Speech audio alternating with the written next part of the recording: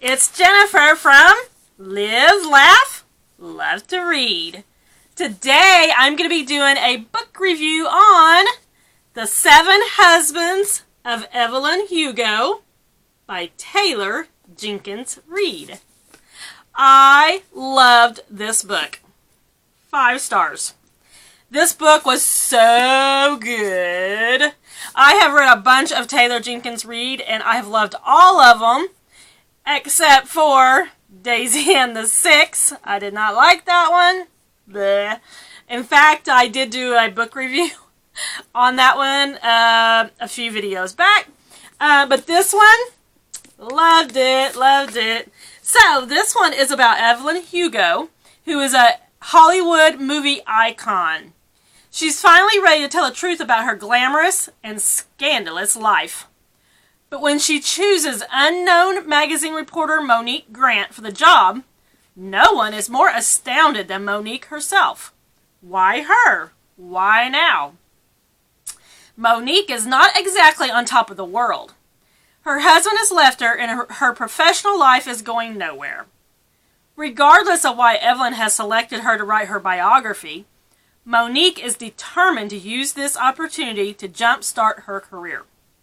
So, yeah, Monique works for a magazine. I forget what it's called. Vivint, I think is what it's called.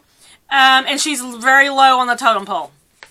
So, when Evelyn's people contact the magazine and say that she wants to do an exclusive and all that, but she'll only do it for Monique. Yeah. Summoned to Evelyn's luxurious Manhattan apartment, Monique listens in fascination as Evelyn tells her story.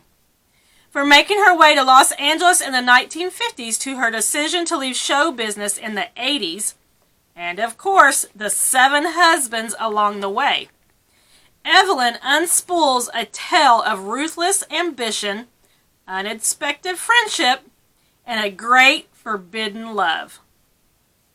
Monique begins to feel a very real connection to the legendary star. But as Evelyn's story nears its conclusion, it becomes clear that her life intersects with Monique's own in tragic and irreversible ways. Yeah. So, Evelyn, that's of course not her real name. Oh, Evelyn is her real name. But Hugo is not her real name. Her real name is Evelyn, I want to say Herrera. She is Cuban. Yeah. Half Cuban and half, I want to say white. But she starts out living in Hell's Kitchen as a child, and her mother dies when she's quite young. And so her father, who is abusive, is raising her, and she's already decided when she is a young teenager that she is going to make it to Hollywood and be an actress. Because that's what her mom wanted to do. And her mom never made it. So, that's what she said. She's decided that's what she's going to do.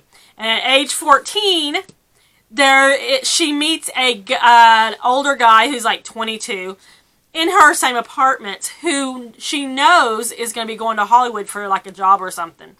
And she tags along. She tells him she's 16 and she basically woos him, and he takes her to Hollywood and they get married.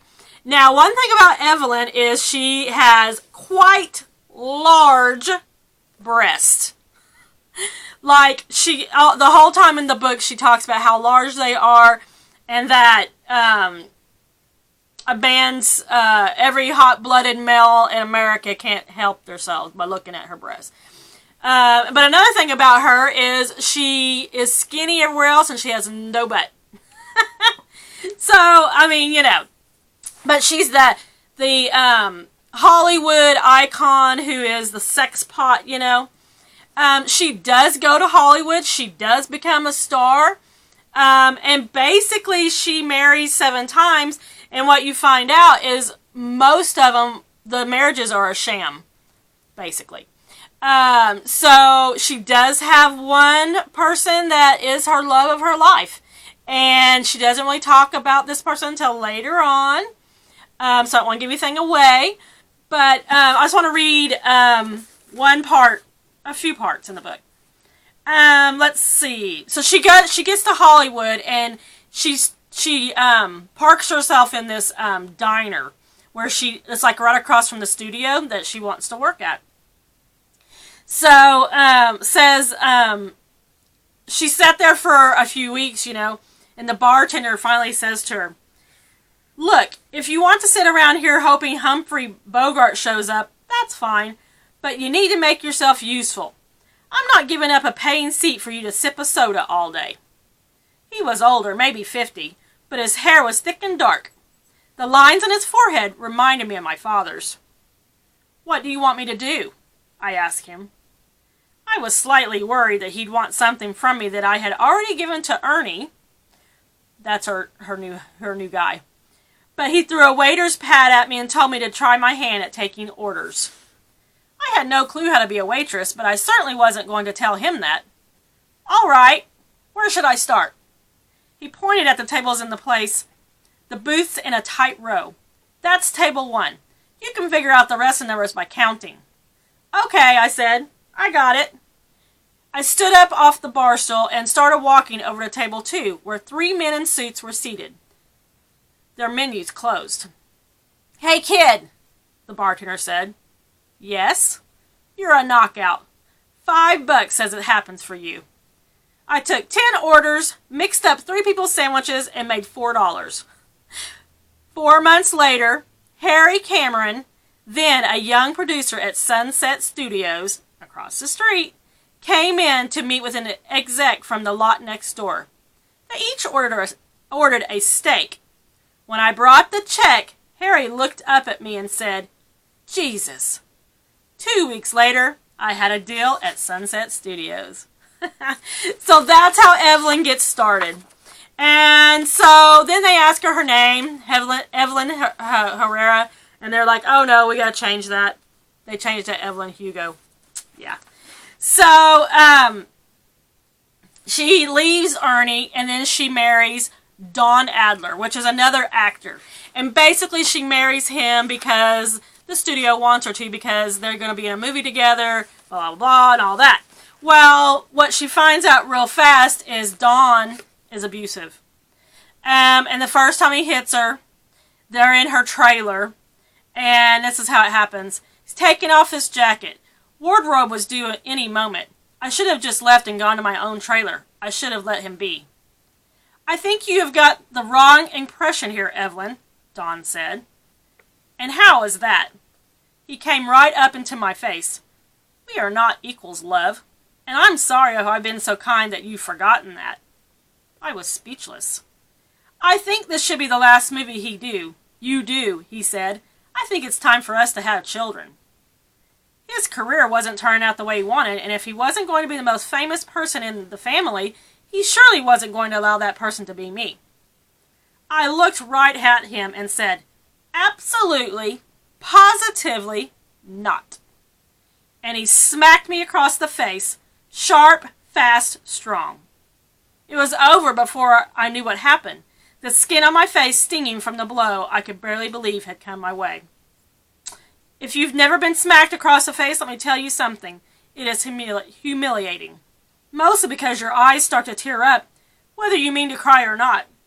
The shock of it and the sheer force of it stimulate your deer tucks. So that was the first time he hits her.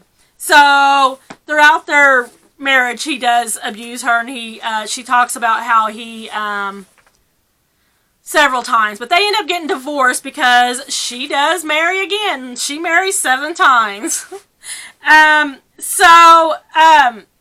Evelyn is very complex.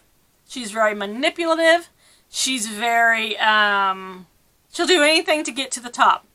So she meets another actress named Celia. And she and Celia are in Evelyn's bedroom because she's letting Celia borrow a shirt because she spilled wine on hers. So they're in her bedroom, and she says, "I hope you know by now that all of your secrets are safe with me," Celia said. I think for her it was a throwaway line, but it meant a lot to me. Not because she said it, I suppose, but because when she said it, I realized I believed her. I do, I said. I do know that. People think that intimacy is about sex, but intimacy is about truth. When you realize you can tell someone your truth, when you can show yourself to them, when you stand in front of them bare and their response is, "You're safe with me," that's intimacy. Yeah, so Evelyn is very eloquent with her words and very, like I said, she's very, very complex woman.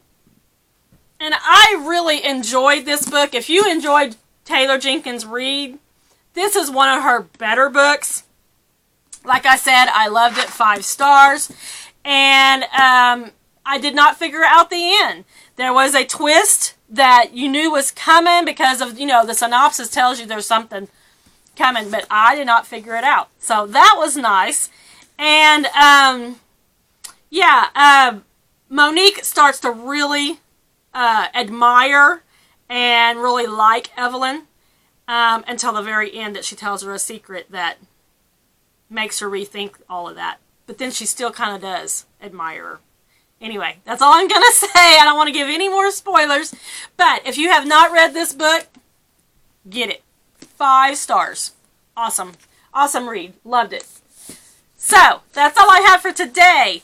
If you liked this video, please give me a like and a subscribe.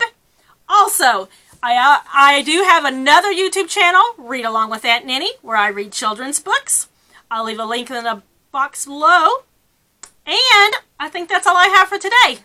Thanks, friends. I'll see you next time.